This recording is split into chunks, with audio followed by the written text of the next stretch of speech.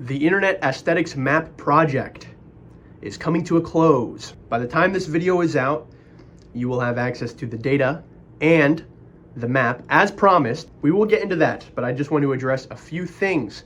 First of all, I did not achieve the scope that I had hoped for this project. At some point, it just kind of got past my abilities, and life kind of played a factor. Okay, I moved. I just have too many things competing for my attention right now. But I did try to expand the corpus quite a bit. I tried Common Crawl. I tried taking stuff from Reddit, but I just wasn't really getting the results that I wanted. So I'm giving the data to you if you're someone who knows how to do that stuff.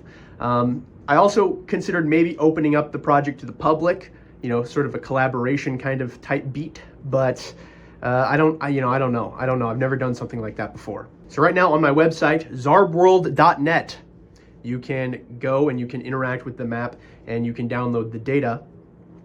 It'll be in the first link in the description, but also if you just go to zarbworld.net and then go to the side panel and click Internet Aesthetics Map, it'll take you to the web page. Underneath the web page is a paper that I wrote. So that sort of was kind of the whole purpose of this project. Some people, I think they wanted it to go in other directions, but really all I wanted to do was do a sort of analysis of internet culture. And so if you're interested, I put a lot of effort into this text. I would say everything that I've researched over the past 4 to 5 months has culminated in this text. So if you're interested in this sort of thing, I'd really encourage you to read it. However, if you just want to interact with the map, you want to use it for whatever reason, then you can click right below the window. There's a full screen option. So, there you go. So in this paper, in this text that I wrote, there are 14 elements of internet culture that I sort of go over, that I sort of talk about. Now, this isn't fully exhaustive or anything like that. And it's sort of, these things could be subcategories of other things, but, this isn't rigorously categorized or anything like that. There are 14 aspects that I view as sort of having major functions in the sort of social media, internet, Gen Z culture, ecosystem, landscape, front. Those being social media, contemporary feminism, reactions to contemporary feminism, tensions of gender identity, ambiguity of modern masculinity, postmodern design, negative or otherwise dystopian sentiments about the future, nostalgia, hyperreflexivity and culture fragmentation, oscillation between sincerity and irony, just general culture, things like music and fashion, the virtual body, moe, and meta subculture.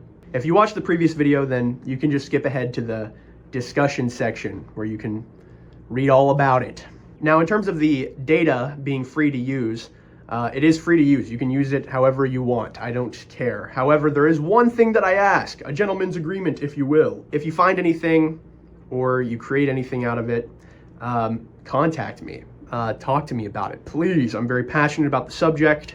Anything that I could learn, I would greatly appreciate. But obviously, I'm trying to make this as open as possible, so it's not required. The best way to contact me, honestly, is through Instagram, at Zarbworld. At Zarbworld.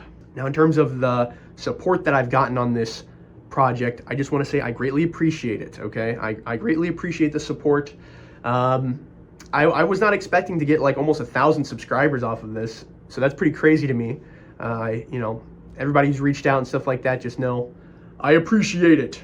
Now, that being said, I genuinely have so many ideas, okay? I'm trying to decide what direction to go in next. This sort of natural language processing thing that we got going on here with this project, I've thought of so many different things that you could apply it to. Of course, I kind of want to go into a very data-driven way. I have I have an OpenBCI headset, so I thought about maybe doing something with EEG data.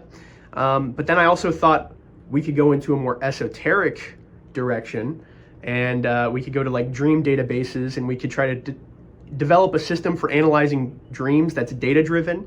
I thought that might be, that might be really interesting. I don't know. Well, yeah, okay. That's kind of all I wanted to say. That's all I wanted to say.